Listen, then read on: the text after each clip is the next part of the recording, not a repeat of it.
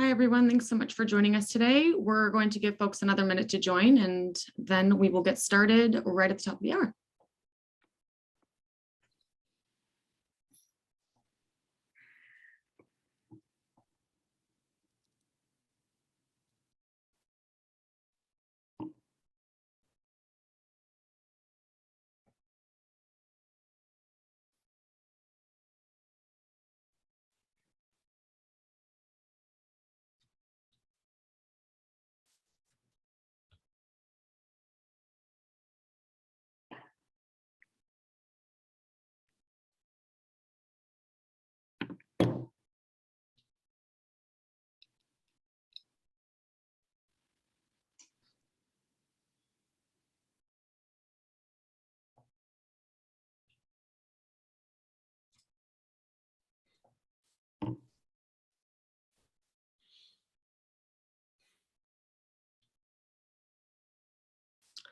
Welcome, everyone, and thank you for joining us for today's report release event.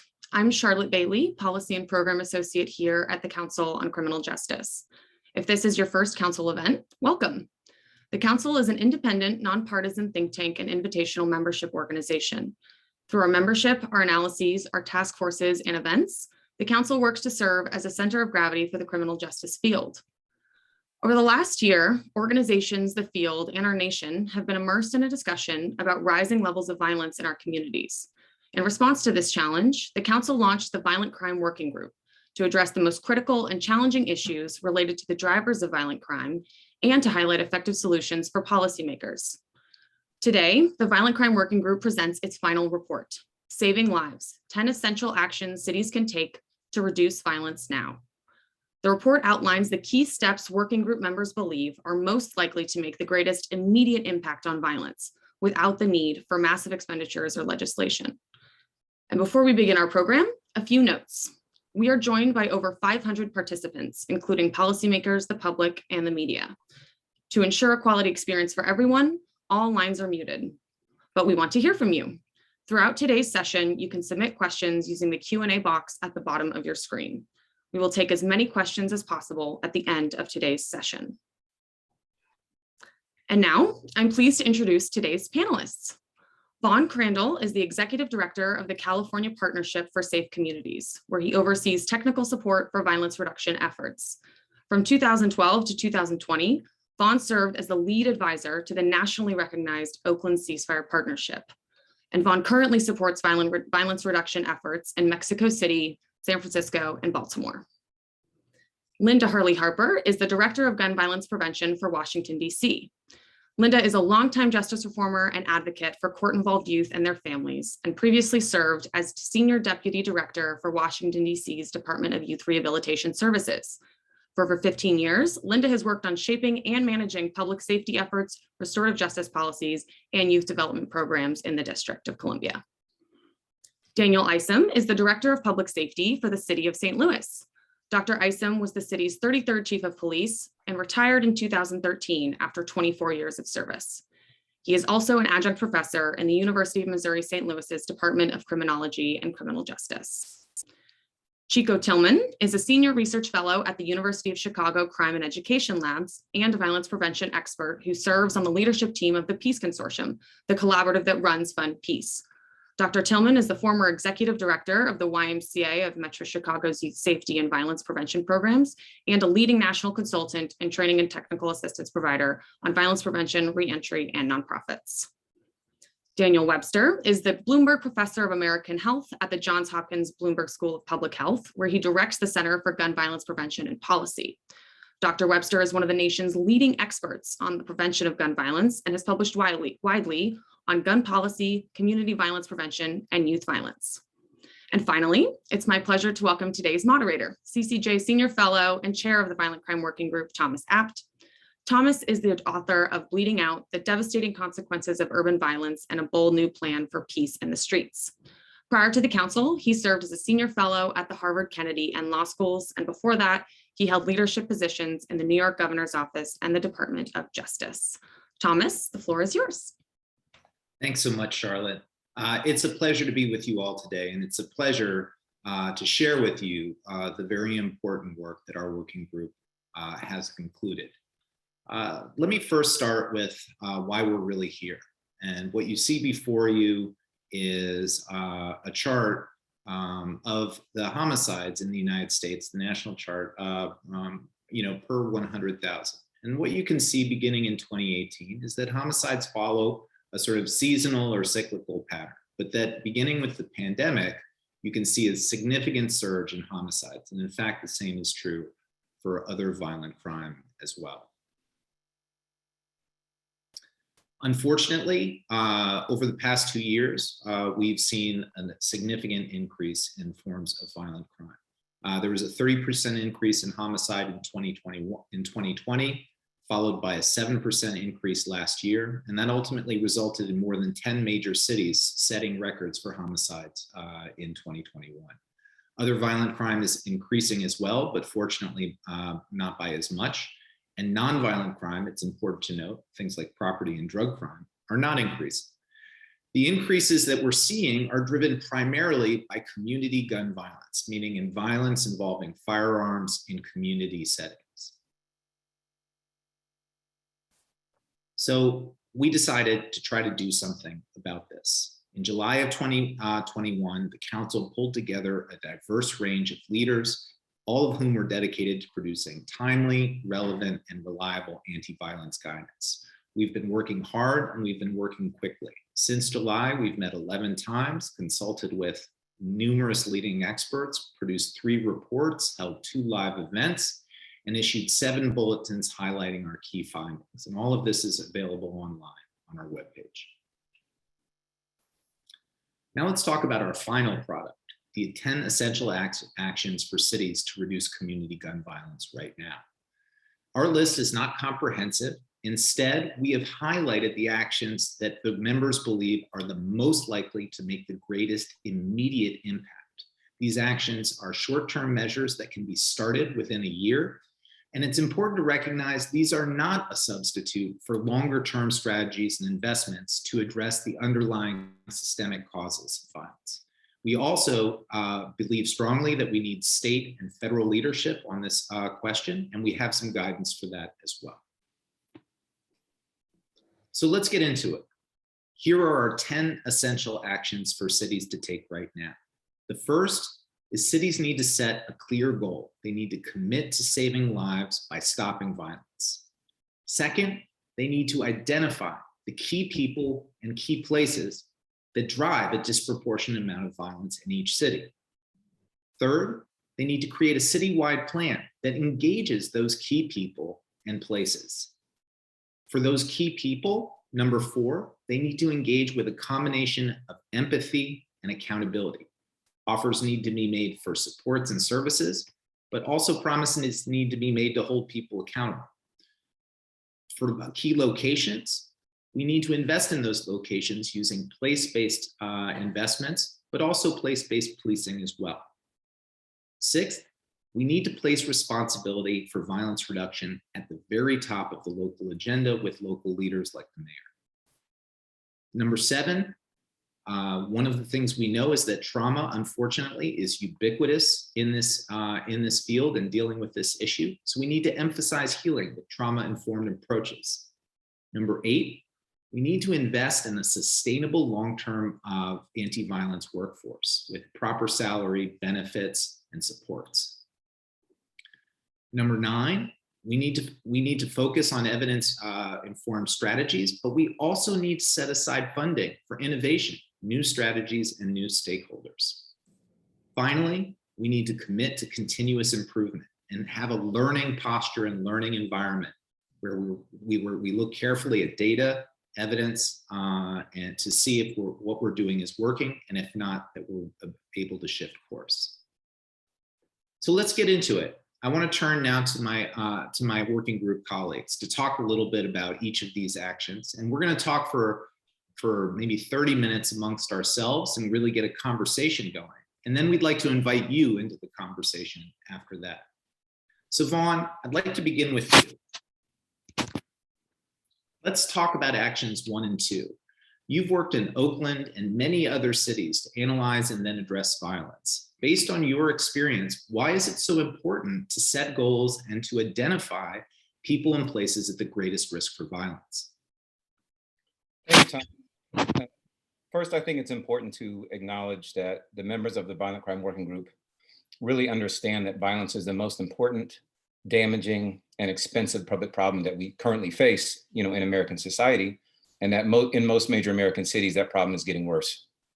In order to make progress, city and community leaders really have to identify reducing violence as a top public priority so that it commands resources, talent, and political will, and hold themselves accountable in a measurable way to reduce it year after year.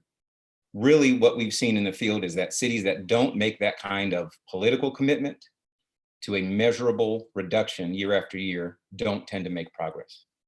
And unfortunately, many of the stories that we tell about community violence really serve the purpose of letting us off the hook for doing something about it in the near term. For example, it's random. It's everywhere.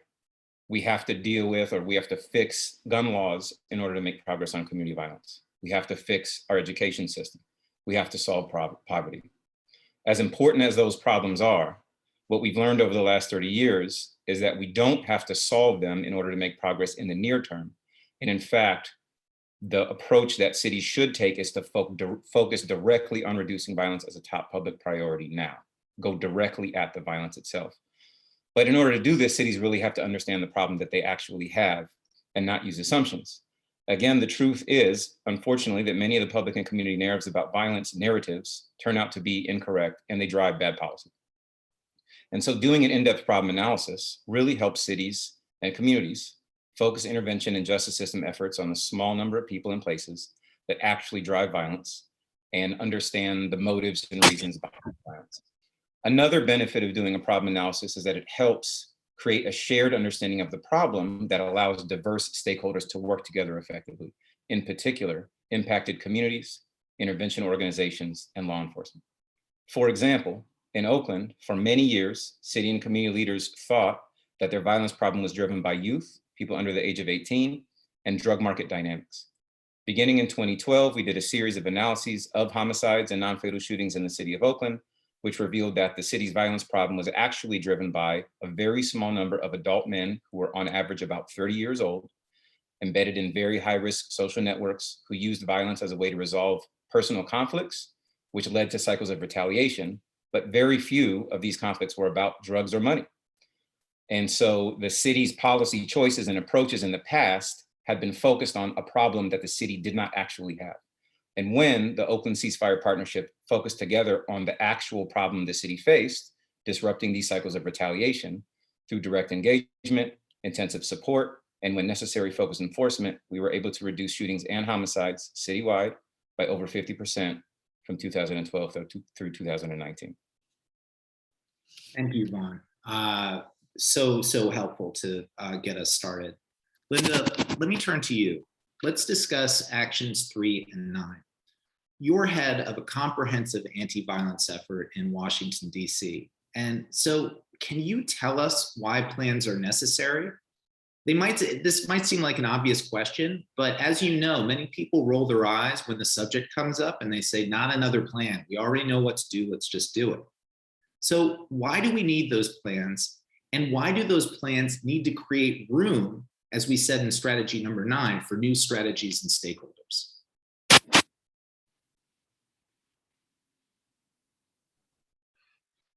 Thomas, thank you so much for that question. And certainly I agree with you. I've seen a lot of eye rolling about strategic planning, particularly here in the district where we have a lot of plans that have been done over the years and that are on shelves, and we have not fully effectuated them.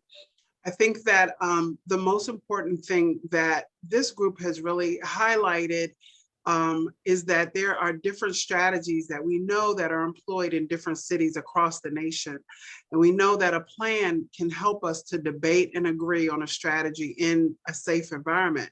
A plan doesn't need to mandate what each contributing group is going to do, but instead, a plan helps to find and show how each effort contributes to the overarching goal of reducing gun violence.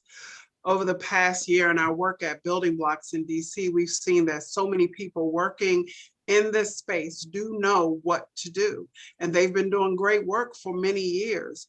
NICJR has clearly acknowledged that the district is so resource and talent rich.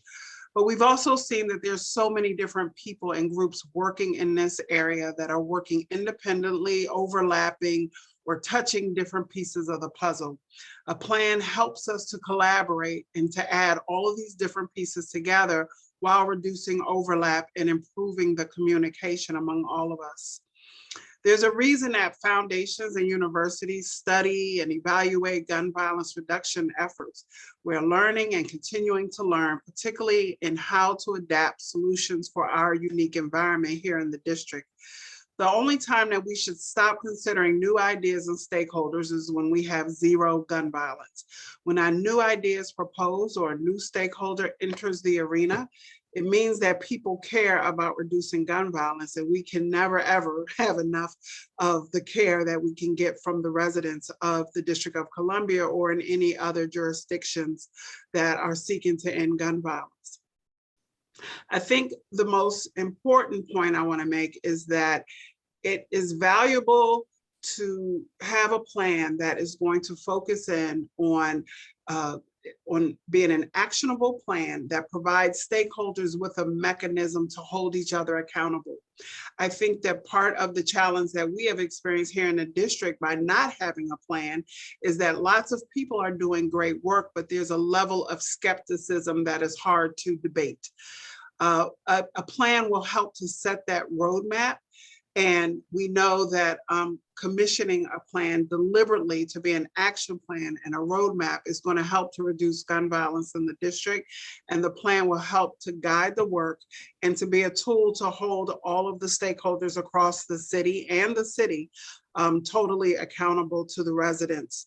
The district residents have reason to be excited for a plan of action, to have clarity of what their government can do.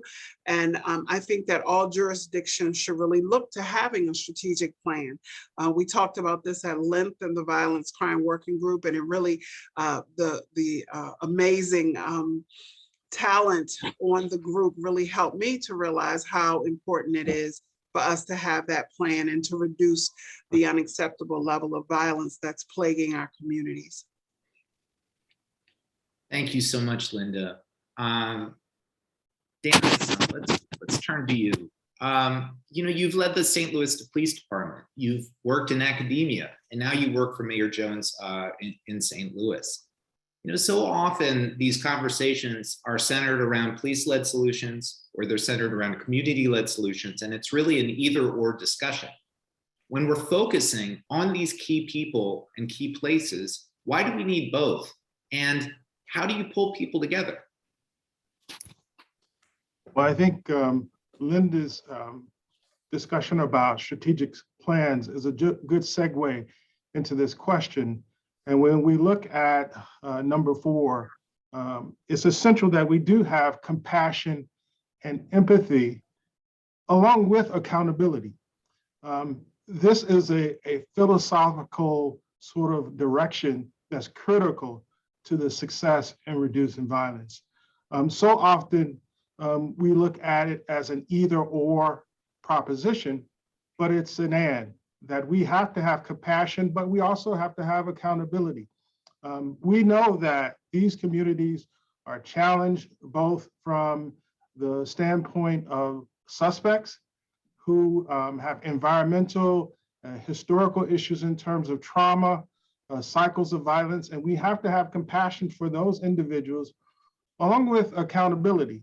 Certainly, we have to have compassion for victims and the communities, but that specific orientation, that philosophy leads to a strategic plan that is holistic, that provides both for the accountability of people who are engaged in violent crime, but with the recognition that they have lived experiences that have driven them to this point. And so we must have both approaches, a holistic approach that brings together both community violence intervention specialists, whether it be outreach coordinators, social workers, who can deal with the trauma not only of the victims, but the suspects. But we also even have to look even broader than that and look at environmental issues. What does the neighborhood look like? What are the investments into the neighborhood? So if we're going to reduce violence, we must both look at holding people accountable and at the same time having enough compassion to repair not only the communities, but the individuals who have been traumatized by this cycle of violence. Thanks so much, Dan. Chico, let's talk about actions 7 and 8. Now, you have really lived this work on the streets of Chicago. You've also conducted rigorous research in academia, and now you're advocating for anti-violence funding at the highest levels of government.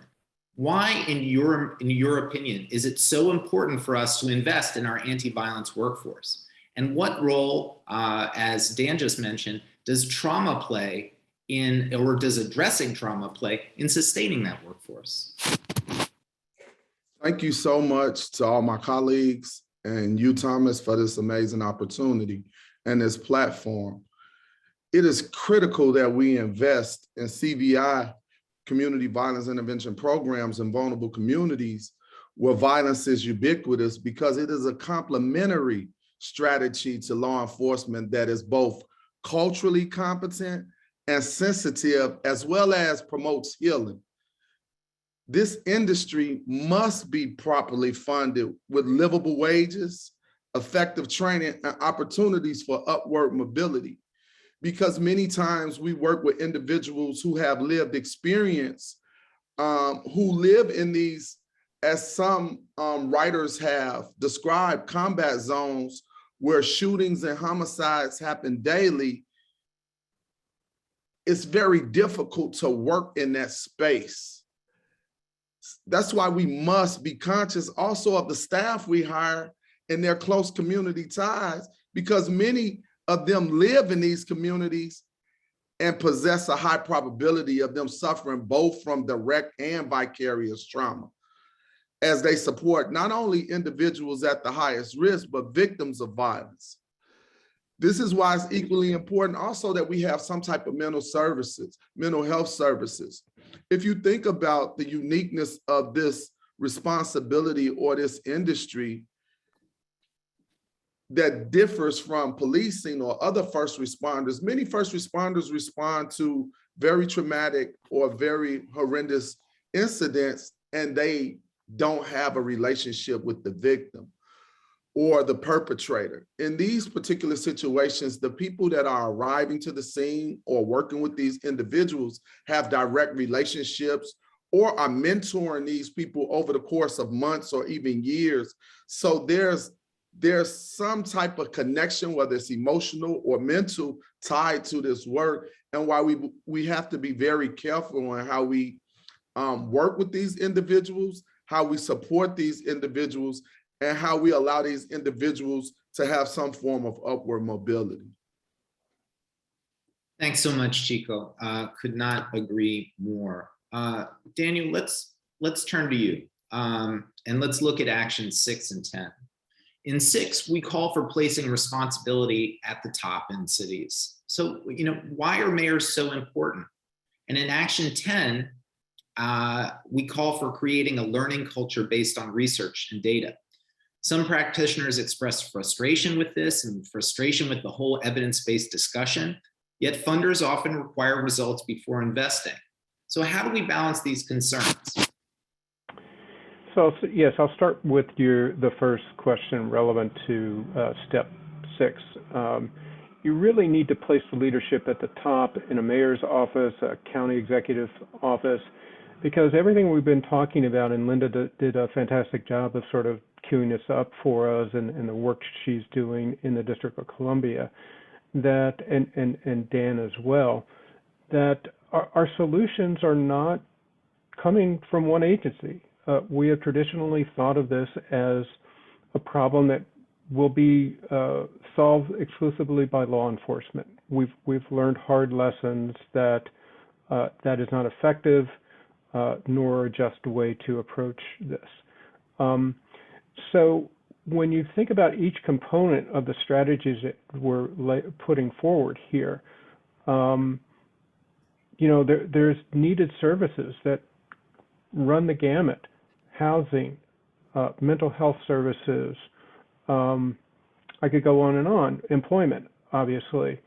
And then on the environmental side of this, in terms of the places where violence is so concentrated, there are physical things that need to get done there. There needs to be better street lighting. There needs to be addressed vacant buildings. Maybe there are problematic alcohol outlets in those areas that need to be addressed. So all of this takes, as we've talked about, focus, coordination, and accountability. And that can really, in my mind anyway, and I think our collective, minds, has to be at the top of a governmental unit, the local government agency. So that's I think really critical. If we're going to take this more holistic approach to it, you need to put this coordinating power and the resources to support this work in the mayor's office. Step 10 had to do with sort of creating a learning culture and community about this. Thomas, you referred to, we need to pay attention to the data. We need data to guide us, to learn from those, what we're doing and what impacts it's having.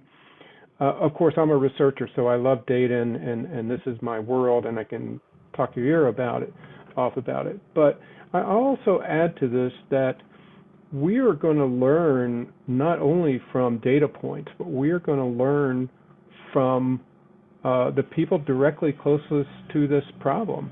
And Vaughn sort of set the stage for this very well with describing the whole problem analysis.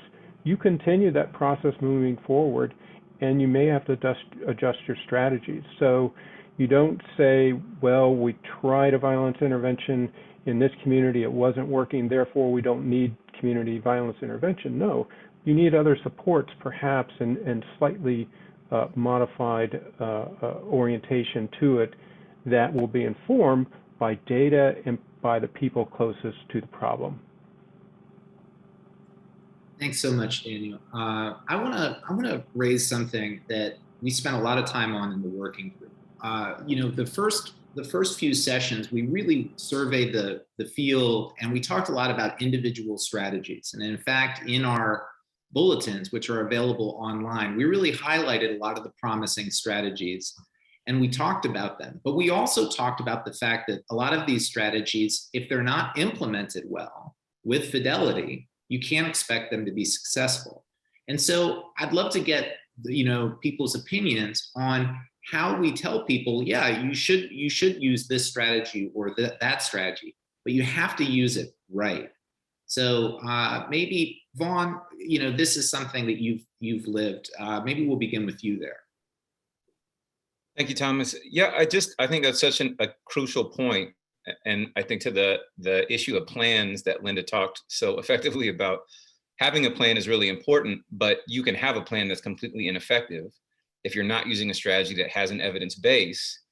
So I think of it as you need a plan, but the plan needs to be based in strategies that focus on folks who are at very highest risk of violence in the near term, because really that's what we learned from the field and places where violence concentrates. Then you need a management team that's highly skilled, that's authorized to do this work, that sees this as their primary objectives. And they need to be accountable really to a governance structure of the top leadership of a city, being usually the mayor, perhaps a city manager, relevant council members, and community leaders. And I think without a structure like that, it's really difficult to implement a complex violence reduction strategy effectively.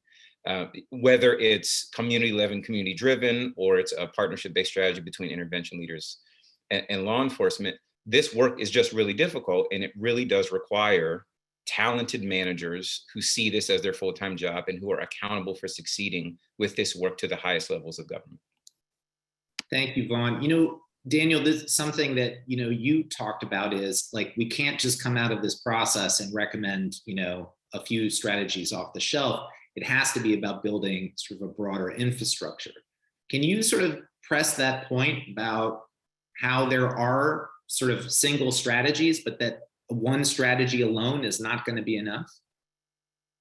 Yeah, this is something, again, I've been living for 30 years with this problem, because it's really easy to kind of hold up something really simple and say, hey, we've got this simple solution to a very complex and challenging problem.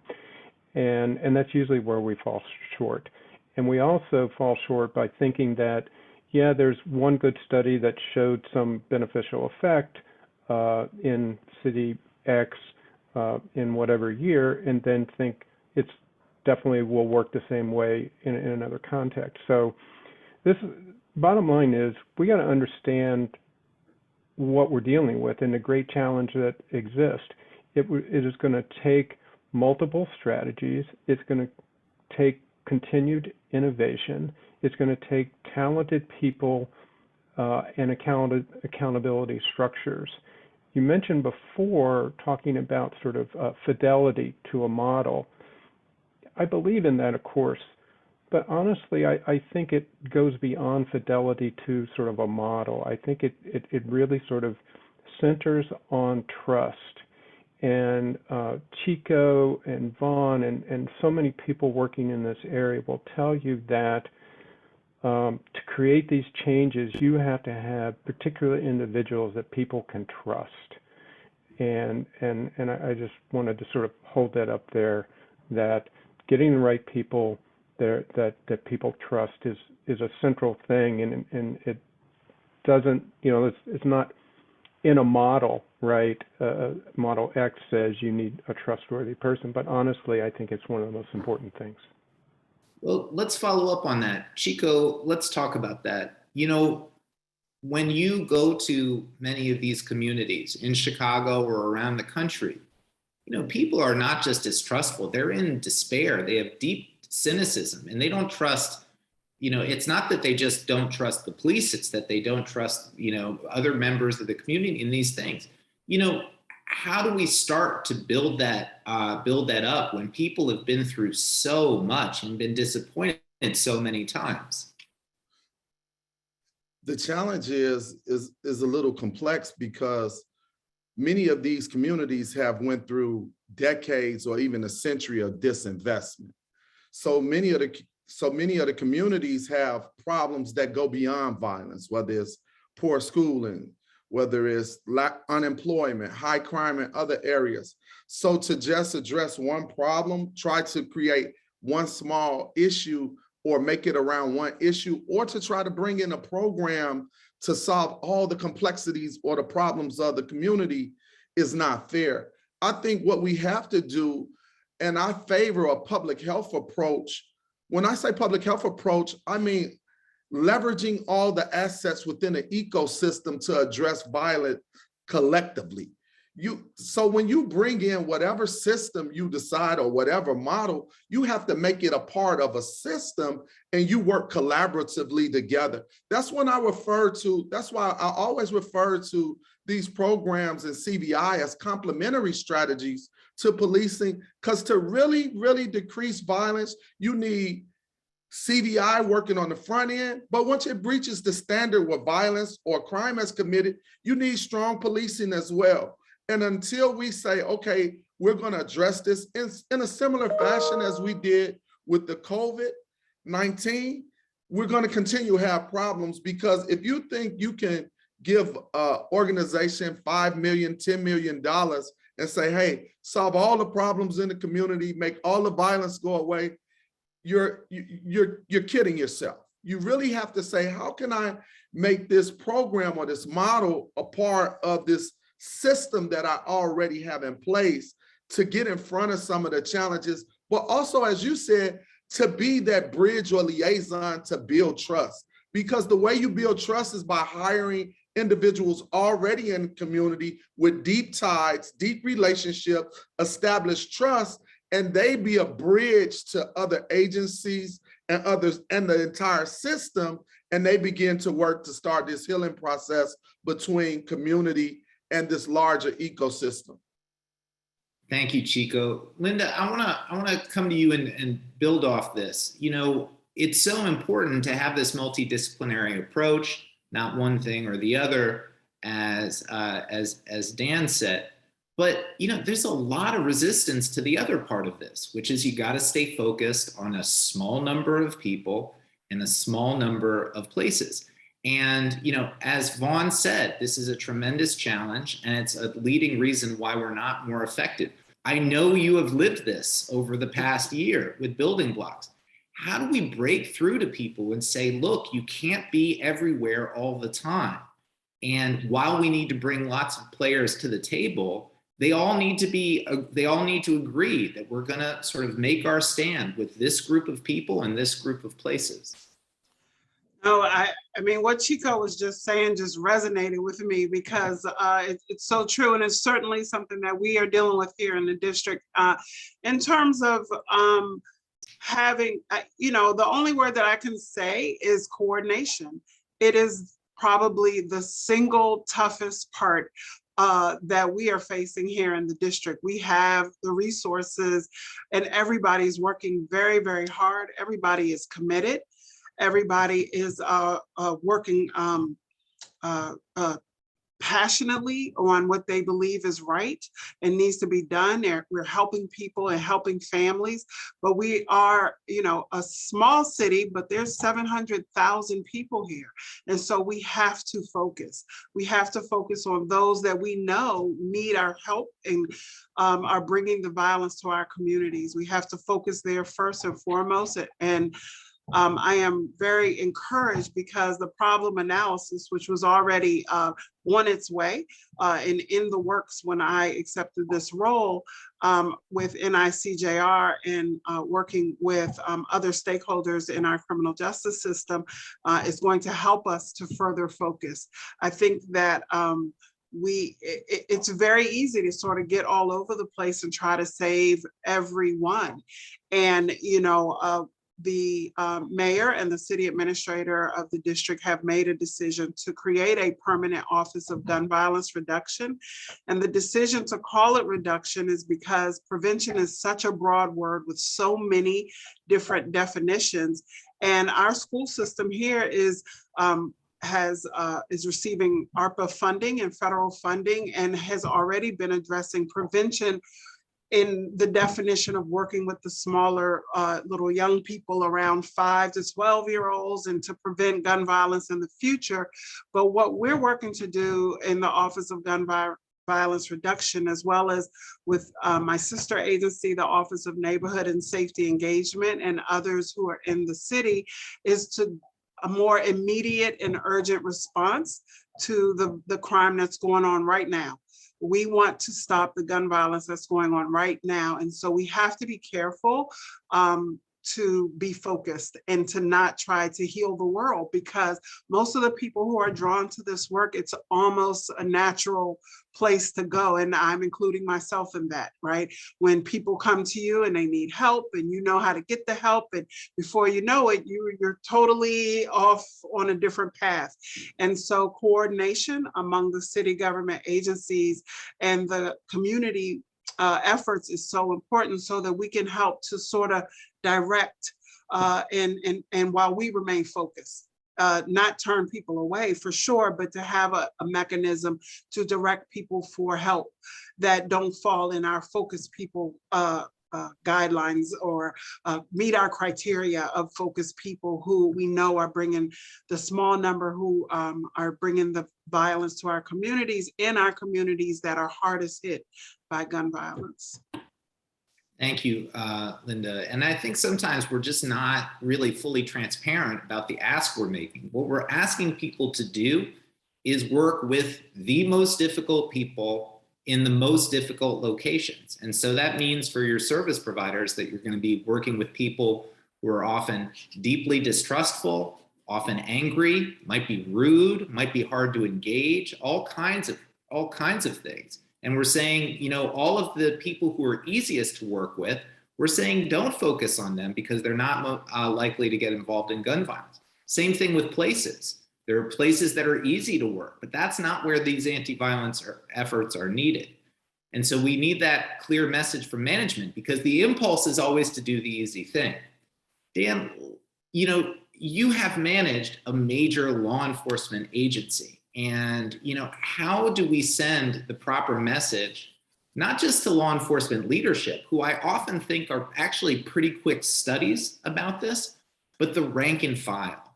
What's the right message to the rank and file, and to build trust amongst them that these types of strategies can be successful? Well, I think the right orientation in terms of law enforcement is to really express to police officers that the responsibility for reducing violence is not all on your shoulders. Typically, what we've done since the beginning of policing is suggested that the only way we're going to reduce violent crime is to have more effective policing. I think for many years, policing profession has felt that as a burden, and actually has agreed that to reduce violence, it's not specifically a police solution. The problem is we have not invested in the infrastructure to stand alongside them to accomplish that objectives. And this is to Chico's point. We have invested completely in law enforcement centered approaches to reducing violence. So part of it is letting the policing profession know that you're not in this alone. And that message should come from leadership. It should come from the community. But the second part is investing in the tools that will actually give them help. So if you're talking about a co-responder model, we're addressing many issues that are behavioral health issues that can be done by other professionals. If we're looking at hospital-based intervention programs or cure violence programs that can help you reduce retaliation in the community, I think the proof, both for community members and police officers, is the investment that we're making in other alternatives, and also the success that those alternatives have. Now, people want solutions. They want reductions. And I think police officers are the same as the citizens. When you can prove that there is another strategy that will help reduce crime in partnership with the police department, I think they will be fully supportive. So the one is letting them know that it's not just you, but the second part is investing in those 24/7 operations that can stand alongside police officers, because at 2 o'clock in the morning, nobody else is there other than the police to come. And so we really have to invest in that infrastructure that can stand alongside law enforcement agencies to really be effective in reducing this crime over time. Thank you, Dan. I think that's so important. One of the things that I mentioned in Bleeding Out is that, if you really do this work effectively, this intervention work, this work to address the violence that's happening right now, you need to be able to go anywhere in the city quickly. You need real-time communication. You need to be able to be safe in dangerous circumstances, and you need to be, operating 24/7. We have an institution that can do that, but it's all in law enforcement, and we have to build up that capacity outside of law enforcement, because otherwise, as you said, 2 a.m., who's going to get the call? And I think that's a critical thing, and that goes back to Chico talking about properly investing in these workforces. I want to ask you a kind of delicate question. I'll just throw this out to all of you. Each of us here has been doing this for a long time and is considered something of an expert in this area in one way or another. At the same time, and I think we recognize that with these sophisticated strategies, you're going to need some serious expertise to do this well. But at the same time, we need to respect that each community is different, even though they have similar things in common. And we need to, authentically engage. What's the right balance? What's the right balance between, outside expertise and real authentic connection to the community? could I jump in real quick? I want to say, I love what Vaughn said in the beginning. You have to do the problem analysis to see what the violence looks like in each community. Without that, you're just trying to put a model there, and sometimes you're putting circle pegs into square holes. It won't work. And also, with that quantitative, you need the qualitative methods or qualitative interviewing to talk to the people to see what's really going on, to find the why and what they want and what they're doing. Lastly, you have to do asset mapping. So we're not duplicating or replicating strengths or programs or services that already exist. So by going through this rigorous research, we look at what emerges, and now we can present to the city or the county or the state and say, here's what emerges from all the research we've done. And here's the key stakeholders and key individuals in the community that already are invested in this work. Let's build with them, who are the experts in this community, but not the model. I think one of the things we got to be clear on, just because you're an expert and understand the community, you still need technical assistance and training to learn how to do a model. And I think it's a both, not an either or. I think some of the problems we've made in the past is just throwing money at people who say they do the work, but haven't been properly trained in a model and know how to capture the data and be able to explain exactly what they're doing and how they're doing it. Excellent. Thank you so much. Daniel, I think you want to jump in on this. Yeah, I just want to briefly say that anybody with some expertise going into a new city they haven't worked in and don't know, definitely has to come in with a great deal of humility and be a listener first. You don't want to pretend you don't know anything about the problem and ways to address it, because you do, but you need to learn yourself. And, you know, someone working on this issue for 30 years, I don't know anything more humbling than trying to understand and prevent gun violence. It's one of the most challenging things we can do. And we need to always be open to learning from community as well as from research studies. So you need the right kind of balance and the right kind of humility. Excellent. Vaughn, any thoughts on this? Or I'm sorry, Linda? I was just going to add, and I appreciate Daniel's comments. I think that it's also important, the messenger to the communities. You know, I think it's so important that we engage with the communities and hear from them, because they really do know what they need and what would work and who's bringing the gun violence and what they think would be effective. But I also think that it's how it's messaged about different models. So the district is hypersensitive to it. You know, we're not a state and we stand alone, and, you know, we always feel forgotten about. And so, you know, there's definitely a strong sentiment here around nobody can tell the district what to do. We have a unique situation, which we do in a lot of ways, but we also can't we also have to make sure that we are learning from others and learning from others' mistakes as well as from others' successes, so that we can create what we need here in the District of Columbia. And you know, one of the first things that I've asked so many experts, including many of you on this call, is what went wrong in the implementation, so that I can make sure that we are not duplicating that. I also just want to go back and say the coordination is just so important, because the downside of the district being resource rich is that I could be working with a person, we call them people of promise. I could be working with a focused person, and so could you, Thomas, and we wouldn't even know that we are working with the same person. And we've got to figure that out so that we can leverage the effective relationships that can make a difference in somebody's life and encourage someone to make different choices. Thank you. Vaughn, do you want to add anything here? Yeah, Thomas, thank you. Just a couple of things quickly. I think it's such a important question. And I think for those of us that work in the field, I think balancing what we learned over time across communities with, like Daniel said, humility.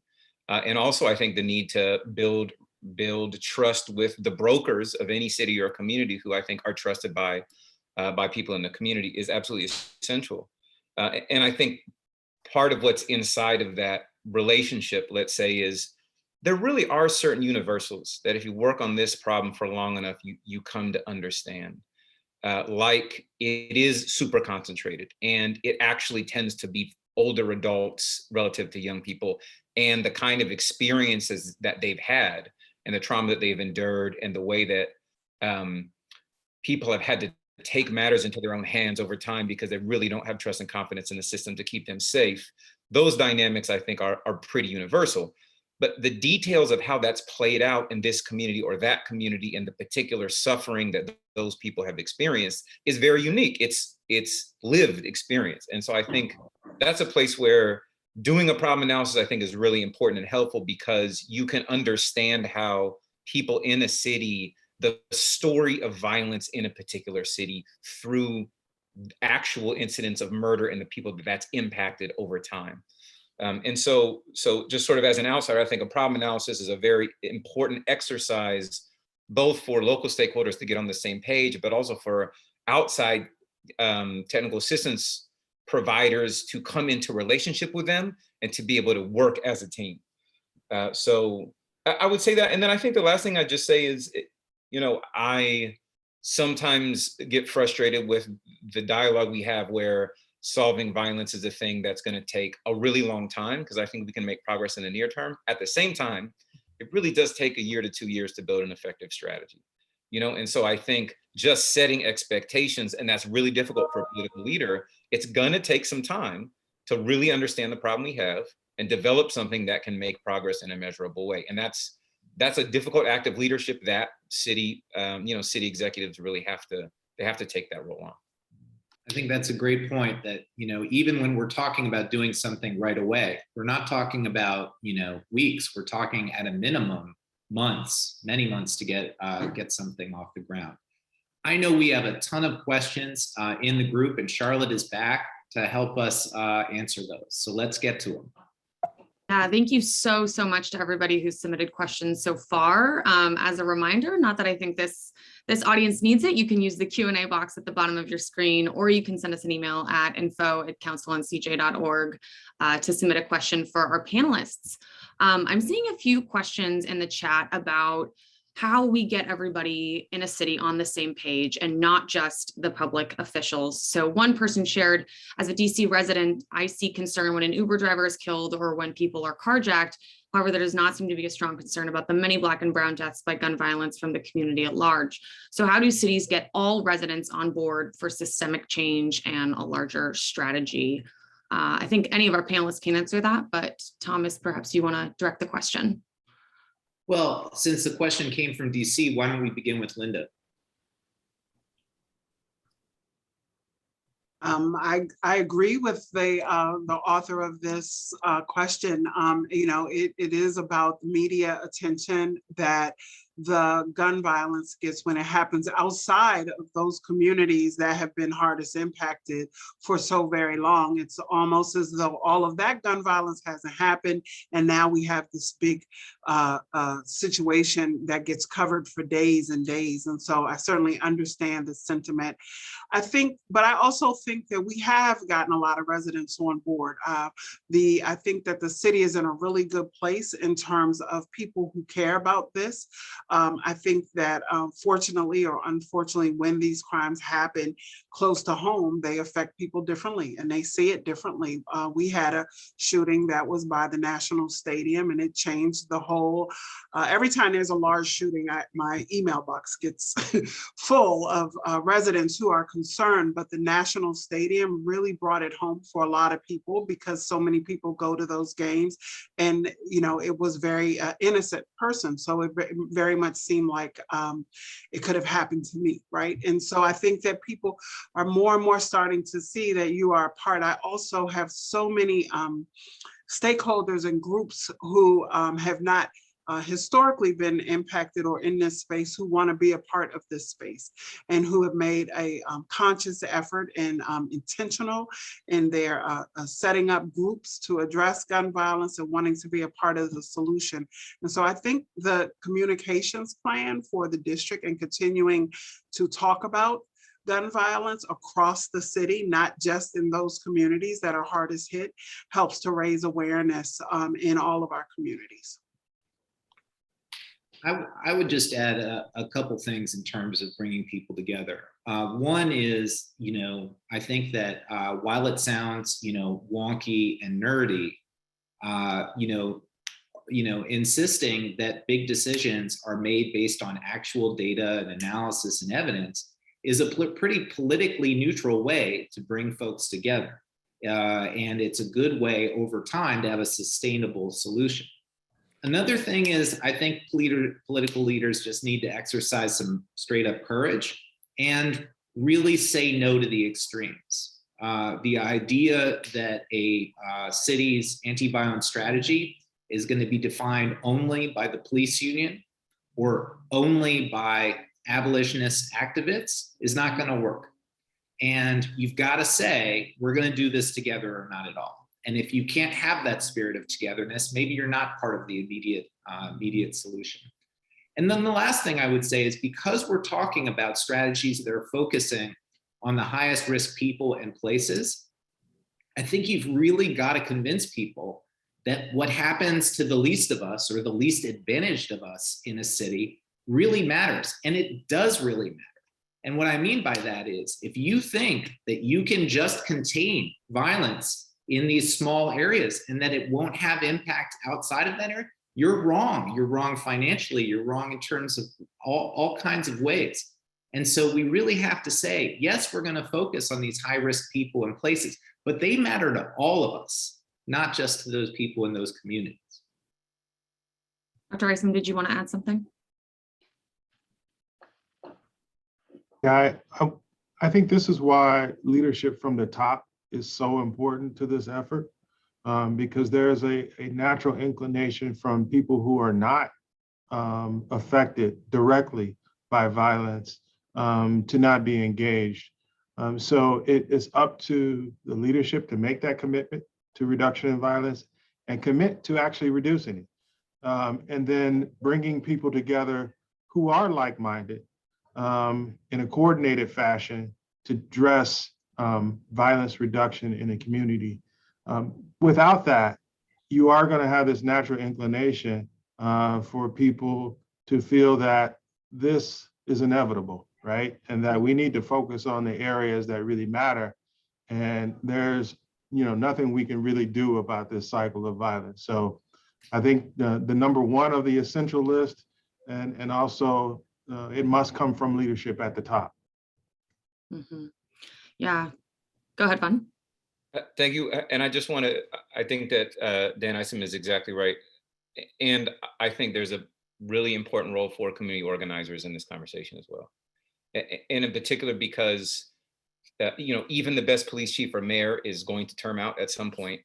And, we appreciate and benefit from their commitment while they're there. At the same time, what makes this a political issue for political leaders is when community stakeholders demand that it become one. And in some senses, it's unfair because the communities that are already suffering the most and are have the least resources and have the most challenges, again, it sort of places the burden on them to make their voice be heard. And though I think what we've seen in many cities is when community organizers do take this issue on and are in our function as allies to people who've been directly impacted by this issue, moms who've lost children, family members, victims themselves, those voices are powerful. And I think they can shape our politics in just the right way to what Thomas said, which is to be practical, to be solution oriented, to work together and to make a difference in the near term.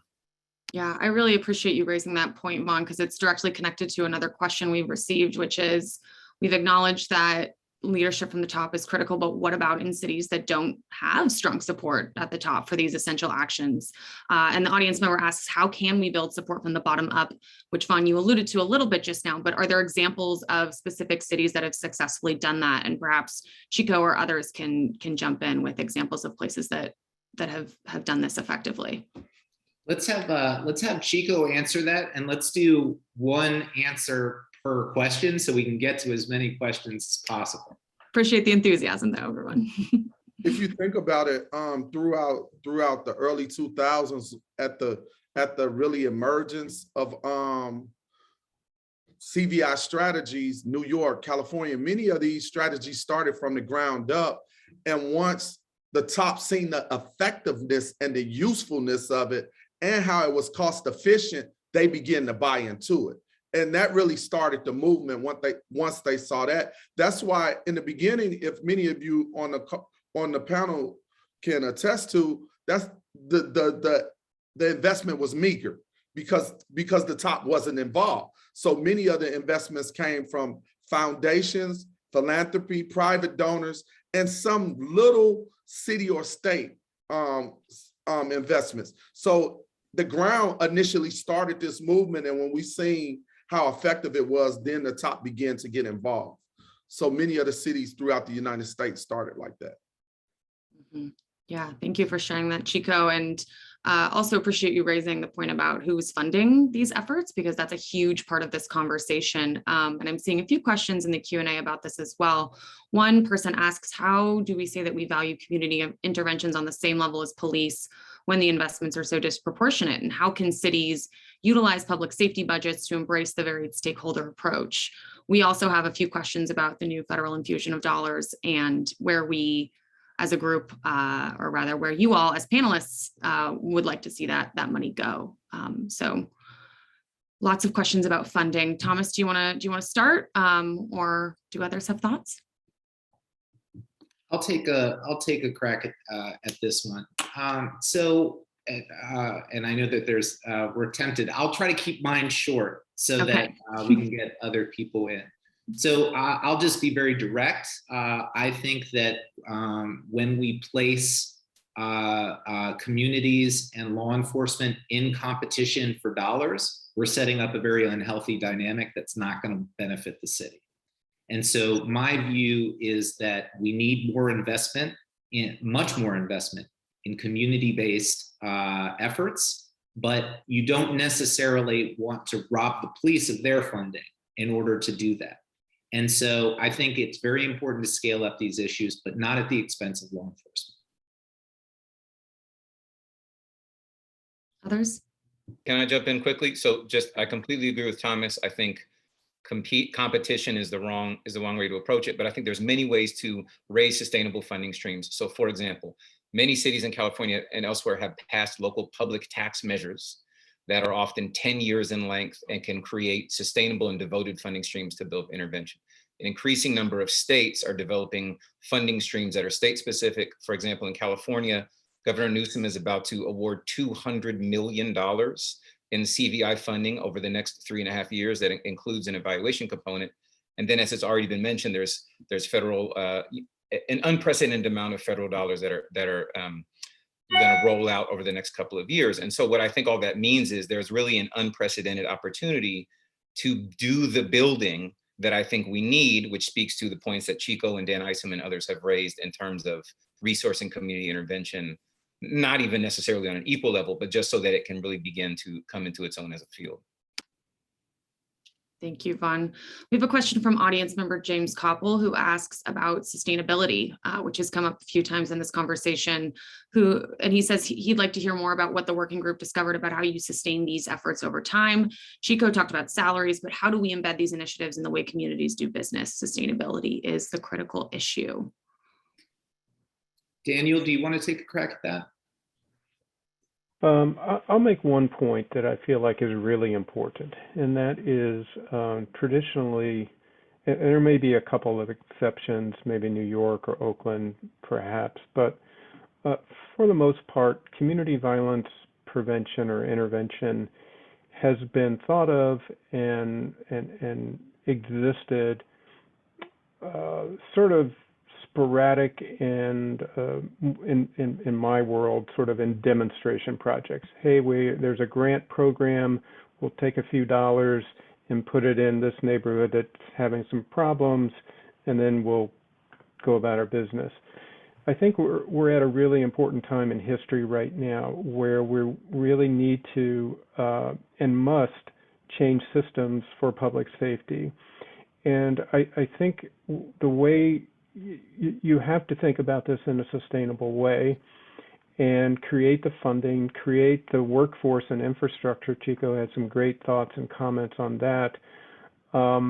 But this, again, is not going to happen overnight. It's going to be a long-term thing. It's going to take political will and commitment, and it's going to have to come both at the grassroots level, but at all levels. So I think that's really, I would love for us to get out of talking about these as programs and thinking about these as programs and begin thinking them as part of systems, key components of systems to keep communities safe.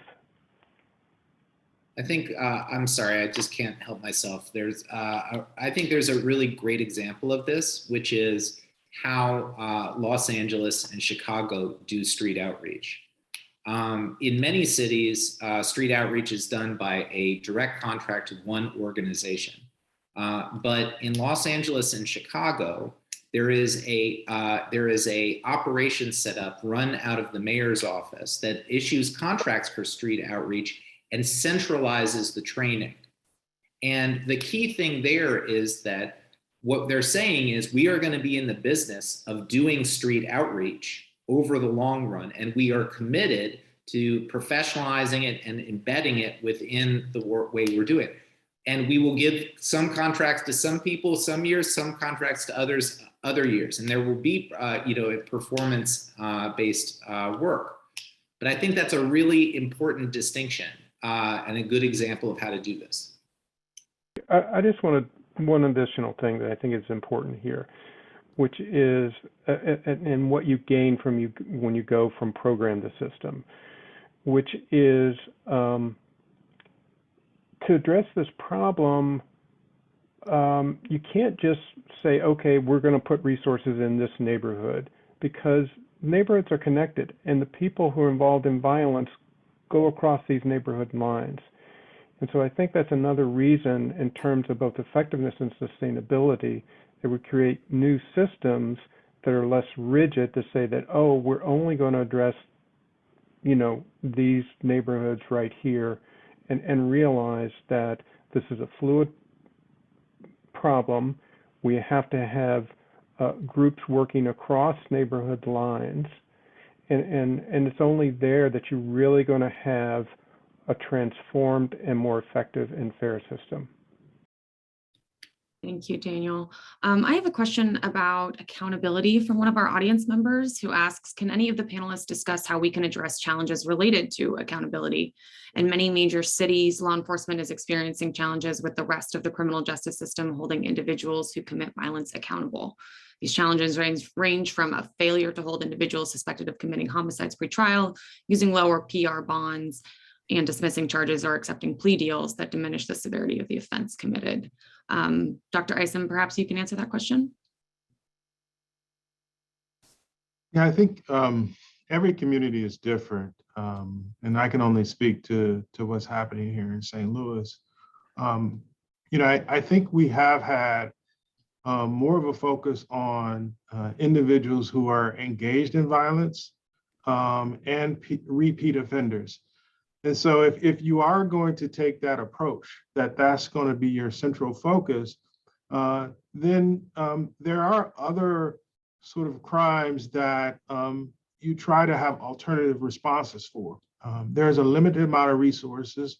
And so I believe personally that we should center most of those resources on people who are immediately engaged in violent crime, whether you're shooting someone or homicide, armed robberies, carjackings.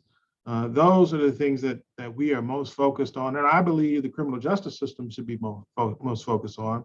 And then if you're getting into lower level crimes, we're more concerned about repeat offenders and using the criminal justice system for that. So personally, me, from my sort of philosophical position on this, is that the criminal justice system should be more directly focused and using its resources for the most violent people.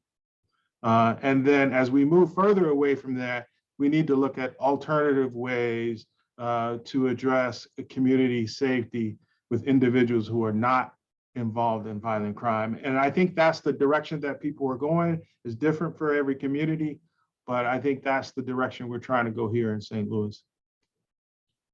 Thank you so much, Dr. Isom. I have a few more questions before we wrap up.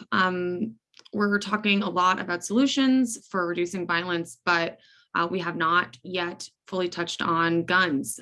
There's a large number of guns in our society, which has increased during the pandemic and making all this the more difficult. So how should that fact be integrating into the strategic planning efforts of these cities? We have one audience member who's asking in particular about how we look at the source of influx of guns into our communities and how the main actors of violence are accessing these guns. Does anyone want to jump in to address that? I know Daniel Webster is probably our gun expert on the call, but. Thank you, Charlotte. Yeah, I have something to say about that. So the strategies that we focus on here, the 10 strategies, are really mostly oriented towards sort of a recognition that guns are in these environments, in these risky places, and in the highest risk individuals' hands or groups. I personally think that there needs to be a commitment to also look upstream where the guns are coming from. I do think that there should be investment at all levels of addressing that. Some of the problems exist in our laws. There are gaps in our laws, frankly, that are intentional to minimize accountability for those who profit from gun sales and gun violence. And I think to gain trust in communities most impacted by this problem, you have to show them that you care about that you will invest resources to also hold those accountable who are flooding guns into your communities that are causing all this loss of life and trauma. So I do think that is an important part of it, but there needs to be local, state, federal partnerships to do that right. Thank you so much, Dr. Webster. One more question before I'm going to turn to you all for your final thoughts. Outside of reduced homicides and shootings, how else should we be defining and measuring success as we implement these efforts? This might be a question that more than one person wants to answer. Thomas, go ahead. I'll be very clear, and I'm speaking for myself. We shouldn't. The thing that matters most in an anti-violence effort are the anti-violence outcomes. Defining it by anything else other than homicides and near lethal violence is a huge, huge mistake. It doesn't mean that education, health, all these other things are important and that are relevant to this work. But ultimately, we have to stay in our lane. And if we're going to be successful at providing immediate stability and safety, we can't be distracted.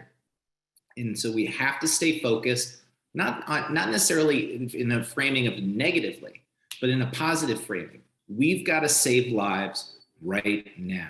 And we do that by keeping people out of the hospital and keeping people out of the morgue. Not sure if anyone wants to follow that. Thank you, Thomas. I'm gonna I'll just say briefly, sorry, Charlotte, no, go ahead. that I agree with Thomas in spirit, of course. I do think that it does matter community sentiment. Are they trustful of the way in which the city is going about creating those reductions? So you cannot lose the trust in those communities when you're trying to achieve these violence reduction goals. Totally agree. Thanks so much, Dr. Webster. We have about 3 minutes left, so I want to turn to each of our panelists for closing thoughts. You've all spent over 6 months working on this project with us, and we so appreciate your time. But do you have one key takeaway or item from our report or discussions that you want to be sure to share with our audience today?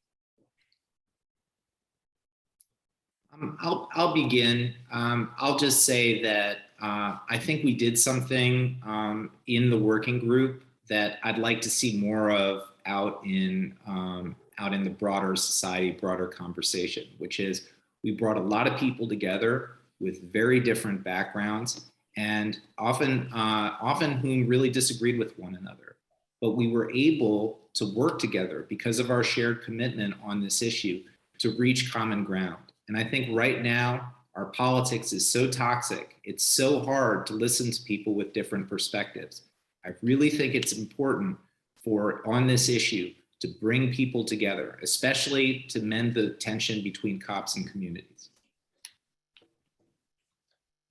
I got a couple things I want to say.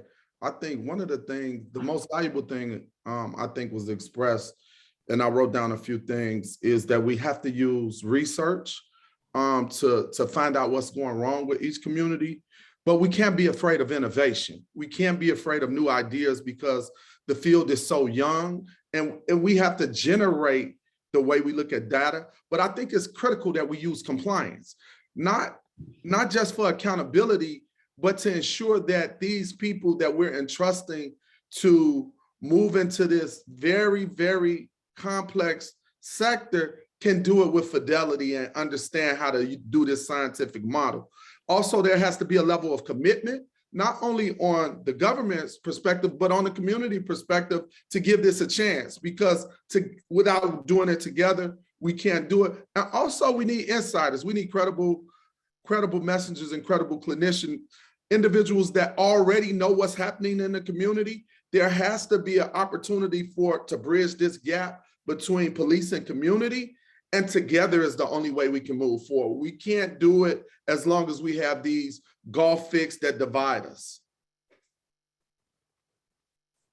You know, my takeaway is that there's things that communities can learn that work.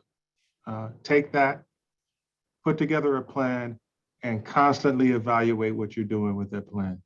It's a daily process of evaluating what that plan looks like and how you should adjust over time.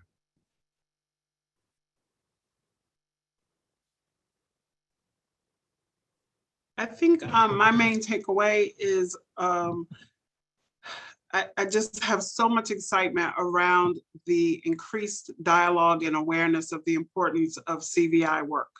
I think that credible messengers and credible contacts and roving leaders and violence interrupters and violence intervention, whatever the name is, the overall acknowledgement about the importance of the work that they do is the single most important thing that I think has been talked about in this space in so long. So many different jurisdictions have different versions of it, but to be able to start to have real conversation, dialogue, to have federal funding that is directly focused on community violence work is just so important. And for us to continue the conversation and the dialogue around respecting those who have similar lived experiences as the communities that we are seeking to work with and work to benefit is so critically important, and to continue to invest in those persons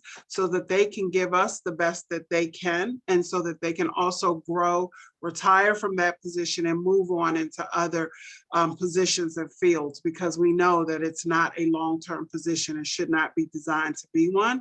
And we need to offer them the salaries that allow them to take care of their families while doing this very important work. Thank you, Linda. Vaughn? I'll just echo a couple of things that for me are really important. One is, I think working together is the way to go. Chico said that, and I completely agree. The second is, I think for cities that want to make progress on this, find your most talented managers in government and in your community organizations and convene them to take this work on. The third is commit to generating results. I mean, I think we're all on the same page about that. You really need to see this problem as your top priority and to commit yourselves in a public way to reducing violence this year. And the last thing I'd say is the 10 steps document has it right. I mean, for those of us that have worked on this issue for decades, it really is the most important things that you can do in the near term to make a difference.